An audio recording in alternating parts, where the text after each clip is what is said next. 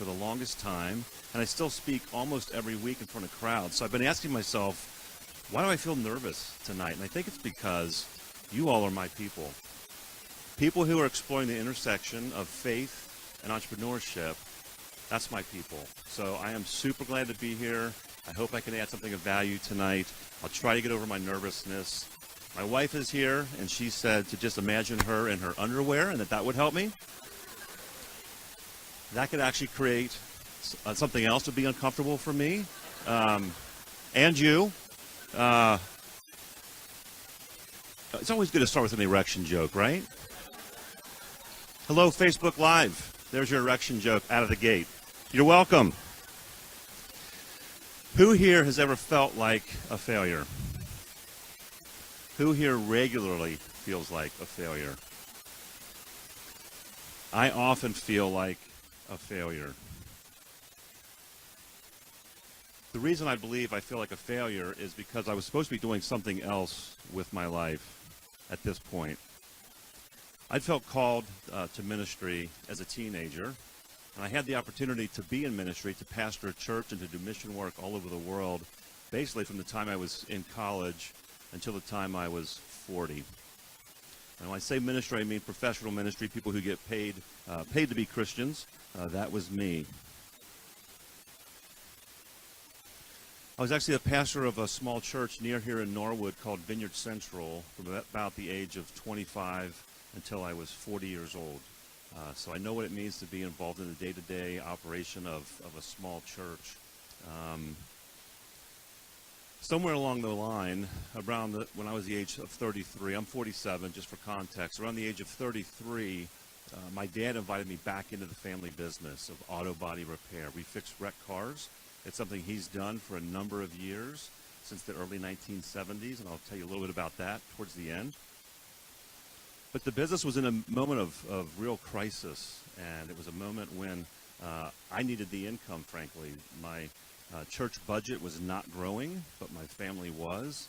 So it was a time when his request and my need kind of met in a really powerful way, and I did rejoin the family business. But after about a year of working in the shop with my father, we realized that there was too much leadership in that shop, which is a nice way of saying we were constantly at each other's throat. So Dad very graciously gave me a loan to be the down payment on a much larger loan that a bank gave me, and I opened up my own shop in Norwood called Center City Collision. And that shop thrived for a long time. It was only because Dad helped me get set up. I was able to pay him back after about 10 years. But something weird started to happen. I was still deeply involved in the life of the church and the ministry, and also running my business at the same time. And the thing that's weird that happened for me was the business started to grow in ways that I did not expect. And it grew in ways that were disproportionate to the amount of effort that I was putting into it. This actually sent me into grief. It's not the right slide. I didn't get my grief slide. Okay, that's all right. So grief, the stages of grief begin with denial. And at each stage along the way, there's denial, anger, bargaining, depression, and acceptance. And I experienced each one of those because, you see, I didn't want my business to grow. I wanted my church to grow. I wanted my ministry to grow. I believed that that's what God had called me to. And in error, I believed that that was a much higher calling than anything else in the world. I didn't want to be a greedy, capitalistic entrepreneur.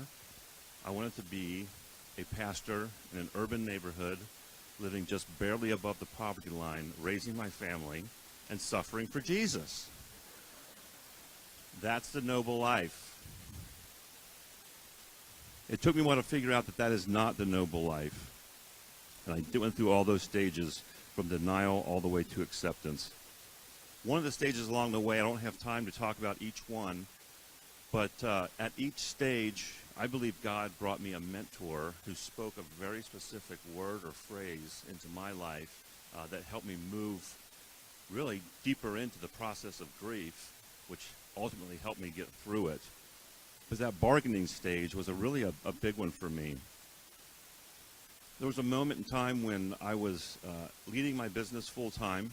I was still totally responsible for the church's leadership. We were adopting, my wife and I and our 2 kids were adopting a 3rd child from Colombia. They're all pictured there. And that was a 2-year process. It took a lot of time and a lot of effort. Ultimately, she did join our family. She's the one on the far left of the photo. And I was also pursuing a doctorate degree. So those 4 things, each one of those things could have been a full-time gig, really. I was trying to do all of those things at once. And the bargaining for me is, God, if you will just help me to do all of this, I will continue to serve you. And then I bargained with myself. If I could just sleep a little bit less or a lot less, maybe there's a way I could figure out how to accomplish all those things. And God brought me a mentor named Ed Bainski. Isn't that a great name for a business mentor, by the way? Bainski. Great business mentor. And Ed said, there's an old proverb that says, chase 2 rabbits, catch none. I'm not sure if that's a Russian proverb or a Chinese proverb, but it sure seemed true in that moment that I was trying to chase 2 rabbits at the same time. I was going to end up with exactly nothing. My dad likes to say, you can do anything, but you can't do everything. So that led into some depression, landed in counseling, ultimately learned to accept the fact that I am an entrepreneur. But it took me a long time to be comfortable with the fact that God had called me to be an entrepreneur. It wasn't an accident. It wasn't just because I happened to get lucky and my business was growing, but that he was actually calling me and drawing me to be an entrepreneur. And God doesn't waste anything. When God prepares somebody, he uses everything that he's given up to that point for his good purposes. There's a saying in ministry that we comfort the afflicted and we afflict the comfortable. That applies to business too, doesn't it? If there are people in your sphere, in your business, in your startup, whatever phase you're in, if they're comfortable, sometimes they need that little pat on the butt. If they're uncomfortable, they need to be comforted. So lessons like that were a big part of me developing the culture within my business. Did I just hit puberty? Because my voice dropped. Once again, my wife will be stoked, but... So this is what it looks like when a pastor runs a business, at least when I start to really grapple and grasp what I've been called to do. We put care at the center. I'm trying to run my body shops with one singular value, and that's the value of care, and it gets expressed in a bunch of different ways, 4 of which are up there. Are you all familiar with Simon Sinek's book or video, Start With Why? Good. If you're not, leave here tonight before Joe speaks. You can just leave. He won't care. And check out that video by Simon Sinek. It was a TED Talk that has gotten thousands and thousands of views. But when I look at this slide and I think about our culture, I think about Simon has these kind of 3 rings, and the outer ring is the what. It's the most obvious thing that we do. In any business, your business, my business, the what is always the most obvious. The what for me is I fix wrecked cars. And then he moves to this next ring, which is the how. And that's represented for me in that kind of second area. We care for our customers. So how you do your business, you're kind of moving closer into the middle here. And for us, that involves a lot of empathy. Again, things that I've learned in ministry, to be empathetic and deeply care for the customers that come to me. But really, it's the why that matters the most. And the why is that bullseye right in the middle. And that's the last 2 sections there. Caring for my team and caring for the neighborhoods that God calls us into with our business.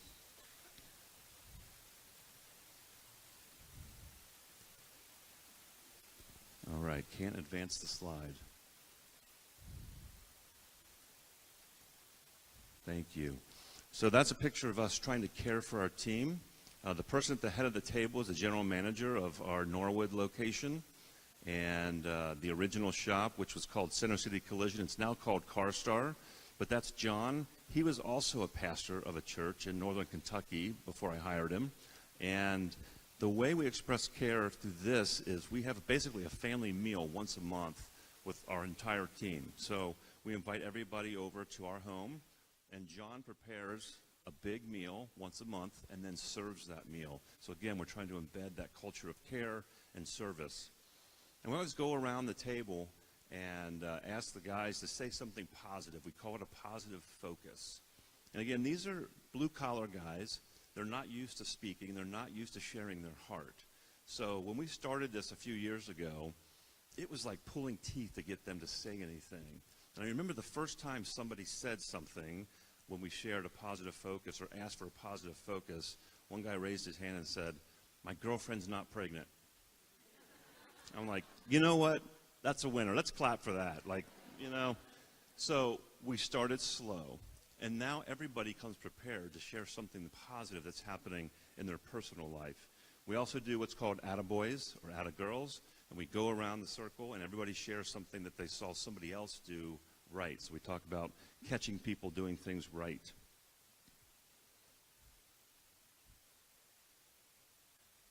Yeah, there it is. Another part of our why is caring for the neighborhoods that we serve in. This is a rugby team that we helped start with one of my neighbors, who's a firefighter. His name's Joshua Hanauer. And Slocum, are you here tonight? There's Slocum. He's in this picture, the big guy on the far right, and he's one of the coaches as well. This program started with just a few $100s a month and kind of buying them some shirts and kind of helping them buy some rugby balls and get started with this rugby team. But ultimately, it's not about rugby. It's about mentoring young men and helping them become who God's created them to be.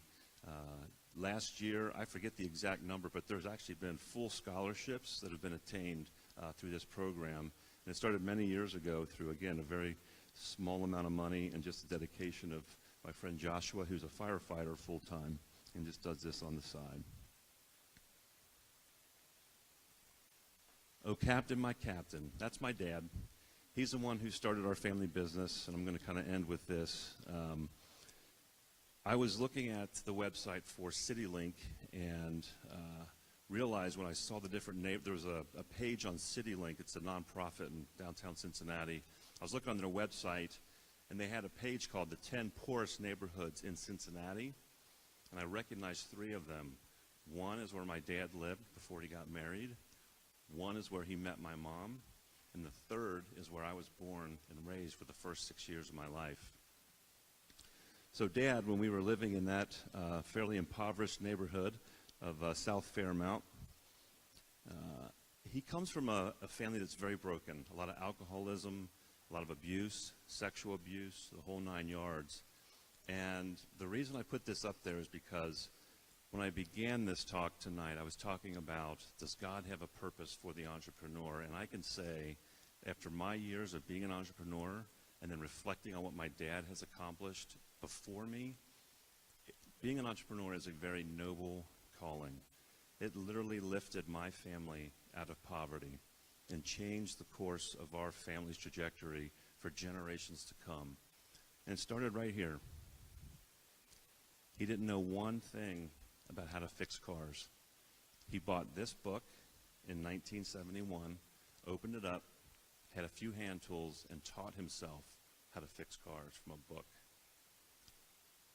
Out of that has then flowed his shop, helped me get my shop set up.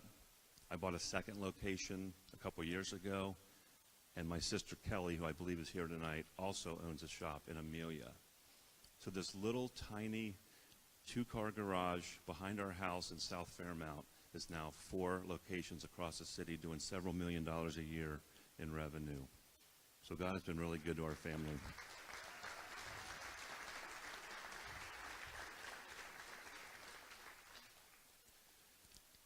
Last slide, they asked me to throw some things up about marketing, just a couple quick ideas for you to kind of walk out of here with, some takeaways.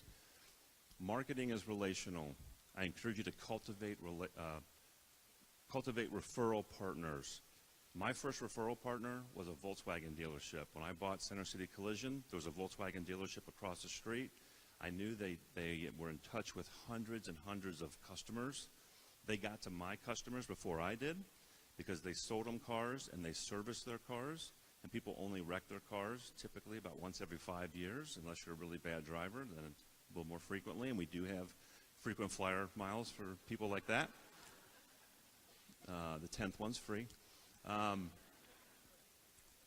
that dealership, I couldn't break through and get them to send us much work until we think it was a drunk student from a local college close to Norwood, I won't mention the name, ran across the hoods of 8 brand new Volkswagens. So that allowed us the opportunity to fix 4 of those. At the time, I was only doing 10 cars a month. I couldn't handle all 8 at once. So they gave me 4 and gave another shop 4. We did ours well. The color matched. We detailed the cars, got them back quickly, and from that day on, we've gotten several $100,000 a year in revenue from just that one referral partner, and it started because of just a small break like that. So I encourage you to cultivate referral partners.